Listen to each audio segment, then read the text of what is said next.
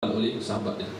Idza huwa waffarahu, kalau dia nak tebalkan, dia nak sempurnakan rambut dia.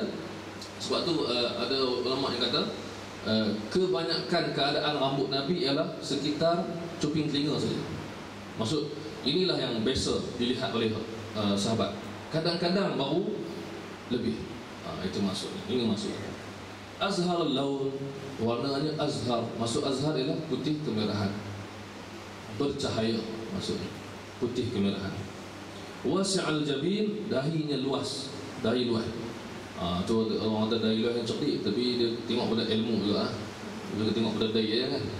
Ada orang dahi luas pun ilmu tak ada orang dahi kecil ilmu banyak. Jadi kita tak tahu. Tapi Nabi ni dahinya luas. Ini benda-benda ni sebenarnya Allah Subhanahu Wa Taala telah ciptakan, takdirkan begini, jadikan begini. Sebab inilah sifat-sifat yang dihormati oleh orang Arab. Kita akan jumpa lagi lepas ni macam-macam. Azajjal hawajib, maksudnya dia ada bulu kening. Bulu keningnya itu halus tapi banyak, tebal. Sawabigha fi ghairi qaran, tapi tidak bertemu dan bersambung. Kalau kita baca ada satu hadis lain lagi disebut bertemu. Jadi maksudnya apa? Maksudnya dia tak bertemu sambung straight nampak begitu, tapi dia halus. Dia halus. Macam setengah orang kalau sambung betul-betul nampak. Kalau tak sambung licin tu itu maksud. Ini dia di antara kedua. Itu untuk memahami hadis-hadis ini. Tapi kalau ditengok di situ maksudnya dilihat tak bersambung lah. Tapi kalau betul-betul tengok ada sikit. Itu maksudnya. Bainahuma ilqun yudiruhu al-ghadab. Maksudnya ialah dia ada urat. Di antara bulu kening ada urat. Kalau dia marah, urat tu akan nampak. Merah, urat akan nampak. Aqnal al-arnain, hidungnya mancung. Hidungnya, tapi Arab kata ini sebut bukan, dan dia ada cahaya. Maksud lihat mukanya, hidung tu nampak seperti bercahaya. Dan kadang-kadang orang yang tak tengok betul-betul mengingatkan terlalu mancung, asyam, maksudnya besar sangat, bukan. Tengok betul-betul dia hidung yang mancung, yang elok. Bukan hidung macam kita, kebanyakan kita lah. Tengok orang Arab lah, hidung lebar ni kadang-kadang tu terlebih mancung. Saya duduk di Jordan dulu, terkejut tengok orang Arab ni. Ada yang macam kita pun, tapi ada yang mancung sampai ibarat kata boleh sangkut baju. Itu istilah betul-betul punya hidung. Dan ada setengah tu punya lah mancung, punya lah besar sampai nampak pelik. Dia bukan macam Nabi. Ni mancung nampak elok. Dan ada setengah tu sampai dia ambil wuduk sapu muka tu tak kena hidung, sebab hidung dia besar sangat. Maksud dia sapu muka, dia sapu macam ni kan, dia tak boleh sapu macam tu. Dia sapu sebab hidung besar kan. Kita tegur Arab ni tak kena hidung, wuduk tak kena sebab hidung besar sangat. Dia duduk sapu tu tak boleh nak cover semua, kena buat macam tu baru boleh cover hidung besar. Mancung sungguh lah. Mancung apa kata Peramli, kata Aziz Sattar, hidung mancung buat apa tu, merapu tu Aziz Sattar masa dia kecil-kecil, masa dia muda-muda.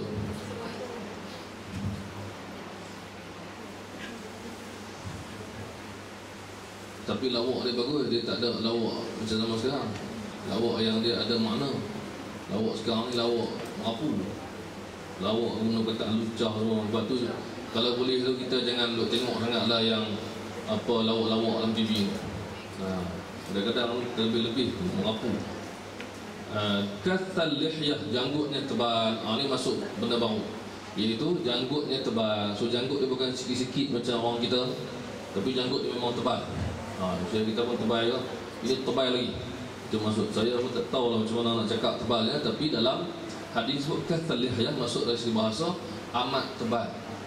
Ada lafaz lain dalam hadis disebut azim al-lihyah, besar. Bukan setakat tebal, besar. Dan ada hadis sebut Nabi bila baca Quran bergerak-gerak janggut dia, dilihat daripada tepi dan belakang, boleh nampak Nabi baca Quran dalam sembahyang. Masuk janggut Nabi. Jadi bila orang tengok dari belakang, Nabi baca Bismillahirrahmanirrahim, bergerak janggut dia. Nak orang tahu itu Nabi sedang membaca. Dan menurut seorang sahabat dia lagi, bila dilihat daripada depan tak nampak leher, nampak janggut. Tebal sungguh. Itu maksud. Sebab tu kita kadang-kadang jangan mengata juga dekat orang janggut tebal ni. Sekurang-kurangnya dia cuba ikut sunnah Nabi, kan? Ada setengah orang ni maklum saja lah. Dia kata ambil janggut tebal sangat macam Taliban. Dia kata macam tu Taliban pula, macam pengganas. Dia bukan macam pengganas, ini janggut ikut Nabi lah. Kadang-kadang setengah orang macam apa, orang perempuan ni dia tak suka sangat suami dia janggut tebal, setengah-setengah tu lah. Tapi orang Arab memang semua tebal sangat. Orang perempuan dia tak apa pun, kan? Tapi di Malaysia mungkin adat kita jarang jumpa. Sebab tu kita kadang-kadang sebut kat suami, janggut nampak ai, janggut tebal nampak, kan? Mak saya tu dia selalu lah, bila saya balik dia akan cakap ai, potong sikit, ya. Saya senyum, saya kata ni sunnah Nabi. Dia pun senyum, dia tak jawab lah, kan? Saja ada gurau. Maksudnya kalau ada di antara lelaki kita ataupun saudara mara kita lelaki nak simpan janggut tebal ni, nak ikut sunnah Nabi, simpan elok-elok, tak apa, bagi tebal, kan? Kurang-kurangnya boleh juga buat contoh. Ni kalau semua orang lelaki di Malaysia contohnya semua cukur janggut, semua nipis janggut, nak tunjuk contoh pun payah, kan? Kena bagi contoh orang luar pula, macam orang Pakistan, macam orang Afghanistan, orang Melayu tak ada, kan? Jarang jumpa. Jadi kita pandangan kita tu betulkan balik. Orang janggut tebal ni ingat balik Nabi pun janggut tebal juga. Macam saya cuba simpan tapi tak boleh pergi. Dia tak jadi tebal. Sebab tu saya kadang-kadang simpan, kadang-kadang tak simpan. Setengah orang yang boleh tu elok juga, dia merasa macam mana sekurang-kurangnya. Bila kita dapat rasakan benda tu, bagi lelaki lah, perempuan janganlah. Ada orang perempuan janggut pun saya boleh nampak, ya. Itu keajaiban lah, memang ada. Baik. Kemudian Sahl al-Khaddain, maksud pipi Nabi ni dia tak terlalu tembam dan tinggi, dia biasa, dia rendah. Dia menunjukkan orang kata apa, kelelakian, itu maksud dia, ya. Dan juga dhali' al-fam, ada satu lagi sifat, iaitu mulutnya, bukaan mulutnya luas, mulut besar. Menunjukkan orang Arab memang dia puji. Dan dari segi baca Quran pun sebenarnya orang yang mulut bukaan di luas tu bacaan Quran dia lebih fasih, makhraj lebih mudah. Kita dah biasa buka mulut kecil, nak baca payah duk nak buat lagu makhraj tak betul. Jadi kalau tengok pun di antara qari Al-Quran yang terkenal di dunia ni dan di Malaysia juga, dia cuba bukakan luas mulut dia baca Quran. Kita pernah mengaji Quran dengan ustaz dan ustazah, dia suruh buka mulut, sebut betul-betul. Dan Nabi SAW dikurniakan kehebatan ini dan sebutannya amat fasih. Mufallajul asnan, giginya tak rapat tapi ada renggang, ada jarak antara gigi. Disebutlah hadis lepas tu ialah gigi depan. Maksudnya dia tak, giginya tak tersusun rapat sangat, ada jarak sikit renggang ke depan. Ini cantik lah bagi orang yang Arab ni, ini yang terbaik maksudnya. Dia tak bersilang, tak ke depan ke belakang, tak rapat sangat, tak macam kartun tu. Kita kartun tu buat rapat. Ini ada renggang di antara gigi di hadapan, atas dan bawah. Itu maksudnya. Daqiq al-masrubah ka'anna unuqahu jilu dumyatin fi safa'il fiddah. Ini diceritakan tentang halus bulu dadanya sehingga ke pusat tadi, dan lehernya elok, sesuai sangat. Di sahabat ni kata macam seolah-olah anak patung ataupun binaan, ataupun kalau orang ukir, dia ukir yang cantik, yang terbaik, seolah-olah diukir dan bercahaya seperti perak, berkilau. Macam mana tak tahu nak cakap, punya elok ni Nabi ni, sampai sahabat tak ada kataan nak cakap. Dia umpamakan dan kita terbayang macam tu je, ya, betapa elok, berkilau sebenarnya. Dia akan sebut tentang soal bulan, soal berkilau seperti perak. Ini sebut perak, kejernihan perak yang berkilau. Mu'tadil al-khalq, sederhana bentuk tubuh badannya, tak terlebih tak kurang. Badinun mutamasik, tapi tegak dan mutamasik. Mutamasik ni macam sesuai, besar yang tegak dan sesuai. Kita kadang besar sangat, terlebih kat perut contoh. Ini tak, dia besar seluruhannya mutamasik, sesuai semua anggota, semua bahagian dan tegak. Sawa'ul batni was sadr, dada dan perut dia sama. Maksud dia tak boroi ya. Maksud dia bukan masalah boroi itu salah, tapi balik dia suami boroi kata abang ni dia mengaji hadis Nabi dia tak boroi. Memanglah bagilah masa juga dia nak buat senaman kan, tiba-tiba hilang. Kadang-kadang apa ni nak buat macam mana, setengah orang dia kata apa dia kritik syekh-syekh ulama besar dekat negara Arab ni, kebanyakannya badan besar kan. Dia kadang sebab tunang, kadang sebab makan. Janganlah jadi penyebab tak nak pergi mengaji dengan dia. Syekh-syekh sana boleh kata saya duduk Jordan, saya pergi negara Arab, Syria ke mana, mungkin saya kata 70% ulama-ulama besar ni badan besar. Sikit je yang badan dia kurus dan elok. Takkan kita tak mau mengaji dengan ulama itu kan. Dia orang dia macam mana kan, tengok dia makan pun kita pun risau kan. Dia selera makan tu, roti tu dia sumbat macam tu kan. Roti Arab kita makan sikit, dia ambil makan macam tu kan. Dan dia tak ada senaman, dia sibuk mengajar kuliah lah apa semua kan. Kita pun cakap ini Nabi ni kita belajar ni, dia perut dia sama dengan dada. Ini memang yang terbaik lah. Sebab apa saya kata begitu? Sebab ada orang dia kurus, dia kurus yang elok badan dia. Dia pun cakap apa? Antara sifat ahli neraka ialah mereka badannya gemuk. Saya kata sedap lah. Semua masuk neraka, dia je surga. Nak Ustaz faham? Tak ada pun sebut macam tu kan. Tak ada pun yang sebut kata kalau gemuk masuk neraka, kalau kurus masuk surga. Tak, dia ikut amalan. Dan sahabat Nabi ada yang badan besar. Antara siapa? Sayyidina Ali. Sayyidina Ali badan besar, perut besar. Jadi khalifah, ada orang tegur dia, kenapa besar sangat? Ada orang tegur dia kan. Dia jawab apa? Tak apa, besar-besar apa, ada ilmu. Dan terus senyap kan. Jadi maknanya Sayyidina Ali tu sepupu Nabi, menantu Nabi. Nampak macam mana dia makan banyak. Dan bukan soal orang lain, isteri Nabi pun Aisyah pada mula dia kahwin, dia kecil. Dan dia lawan lari dengan Nabi masa Nabi musafir. Nabi pergi musafir, Nabi suruh orang lain pergi dulu, dia nak gurau dengan Aisyah. Jadi dia jom kita lawan lari kan. Mula-mula dia Aisyah menang lah sebab dia baru kahwin kurus. Kemudian lama Nabi musafir lagi, Nabi suruh kita lawan pula kali ni. Aisyah kata tak aci, sebab dia dah besar. Nabi kata kena lawan juga. Lari, Nabi menang. Nabi kata ini dulu kalah, sekarang menang. Nabi kata. Aisyah kata aku kalah sebab badan aku dah berisi. Jadi badan berisi bukan satu benda yang melemahkan kita, tapi Allah lihat amalan kita. Tapi Nabi Allah buat perfect, terbaik. Itu sawa'ul batni was sadr, dada dan perut dia sama. Dah dia tegak, besar dan sama. Mausulu ma bainal labbati was surrah. Ini diulang balik yang atas tadi, iaitu dia ada bulu dada yang menyambungkan antara al-labbah. Al-labbah ni ialah pertengahan dada dan ni, tengahan. So sini bahagian tengah. Maksud bermula dengan bulu dada Nabi bahagian tengah sampai ke surrah, iaitu pusat.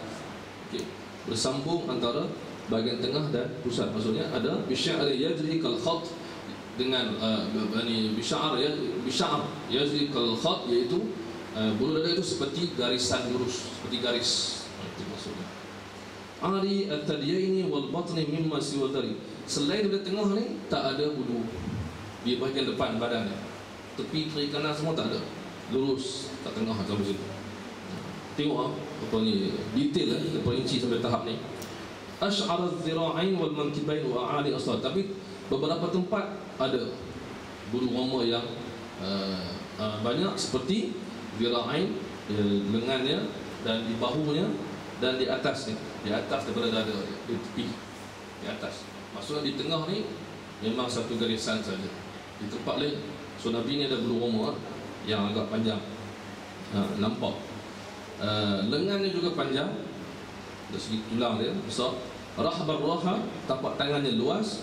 Kasar kulit tapak tangan dan tapak kaki. Jarinya juga besar. Okey.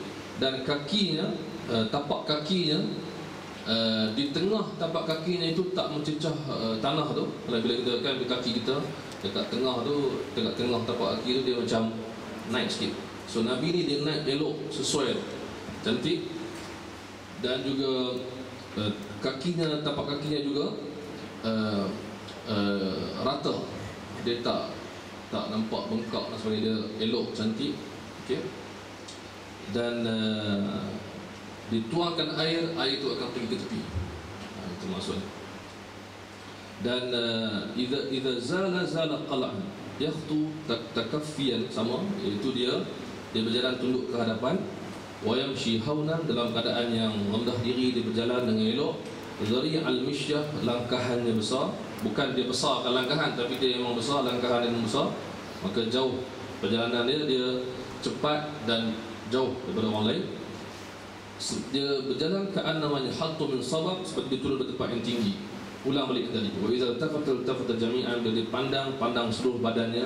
Khafidat tarf, pandangan matanya ditundukkan. So Nabi tak ada jalan beliau tengok kiri kanan. Nabi banyak tunduk, tanda rendah diri. Nadharuhu ila al-ard atwal min nadharihi ila as-sama. Dia tengok bumi lebih lama daripada tengok langit. Dia merendah diri maksudnya. Pandangan matanya banyak ke bawah. Jullu nadharihi al-mulahadhah. Dan kebanyakan pandangan matanya, kalau nak tengok apa-apa, dia tengok di hujung. Kalau dia rasa nak tengok, dia tengok sikit. Pandang macam jeling. Dia tengok sikit. Dia tak macam maksud dia tengok. Kalau perlu, dia tengok sikit. Kalau orang tanya, dia pandang. Kalau dia nak tengok, dia tengok hujung-hujung. Ini orang yang pemalu, orang yang jaga pandangan mata. Kan, cerita pergi rumah orang. Ada orang main rumah kita, dia tengok semua orang macam tu. Ada orang dia tengok hujung. Dia cover line sikit. Nak tengok apa tak tahu. Yasuqu ashabahu, dan Nabi selalu berjalan di belakang sahabat-sahabat dia. Dia tak duduk depan sentiasa. Dia jalan di belakang. Dia macam di belakang, sahabat dia kat depan sikit. Dia jalan sama-sama. Wa yabduru man laqiya bisalam, dan dia suka mendahului memberikan salam. Nampak dan tak habis juga bab pertama. Kita pergi cepat.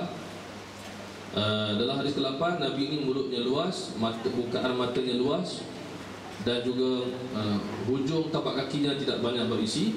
Hadis ke-9, Nabi dilihat memakai pakaian yang merah pada malam yang tidak ada awan, ada bulan yang terang, dan dilihat bahawa Nabi lebih cantik dan indah daripada bulan, kata sahabat Jabir bin Samurah. Seorang sahabat lagi, Al-Bara', ditanya, adakah wajah Nabi seperti pedang, maksudnya kemilauannya dan sebagainya, gemelapan. Dan Bara' kata tidak, tetapi mithlul qamar, seperti bulan yang tidak terlalu berkilau dan indah wajahnya. Dan hadis ke-11, Rasulullah ini putih. Ini kata hadis putih, sebenarnya putih kemerahan, seolah-olah dia dibuat daripada perak berkilauan. Rajil asy-sya'ab, iaitu rambutnya tidak kerinting dan tidak terlalu lurus. Hadis ke-12, Nabi diumpamakan seperti Nabi Ibrahim alaihissalam. Maksud, kalau kita nak tahu muka Nabi Ibrahim macam mana, kita tengok muka Nabi dan sifat dia macam mana. Itulah sifat dan muka lebih kurang Nabi Ibrahim alaihissalam. Dan Nabi kata Nabi Isa pula, kulit dia lebih kurang macam sahabat bernama Urwah bin Mas'ud. Dia gelap sikit. Dan Jibril, Nabi pernah tengok Jibril. Nabi kata indah muka dia macam Dihyah, sahabat Nabi yang elok, berparah nama Dihyah bin Khalifah Al-Kalbi. Dia ni seorang yang indah dan paling tampan. Maka Nabi membandingkan muka dia, teringat muka Jibril. Nabi Ibrahim macam muka Nabi Muhammad SAW. Nabi Isa macam Urwah bin Mas'ud, seorang sahabat Nabi. Hadis ke-13, Nabi putih malihan muqassada, iaitu dia elok rupa parasnya, manis muka ni elok semua. Dan muqassada maksudnya ialah sesuai dan seimbang, mutamasik macam tadi. Dan yang ke-14, Nabi ini bahagian gigi depannya itu ada renggang, terbuka sedikit. Bila dia bercakap, dilihat seolah cahaya keluar daripada mulutnya. Habis 14 ni. Satu bab habis, iaitu bab tubuh badan fizikal Nabi SAW. Perempuan baca balik, pokok laju sangat tadi, dan boleh tengok balik. Dan insyaAllah kalau ada soalan akan datang kita akan jawab. Dan akan datang kita akan masuk bab tanda kenabian, iaitu tanda di belakang badan Nabi itu bagaimana bentuknya, besarnya, rupanya macam mana. Ada 8 hadis At-Tirmizi bawa tentang tanda di belakang badan Nabi SAW. Allah Allah, maaf, Wanti mungkin lebih masa sikit.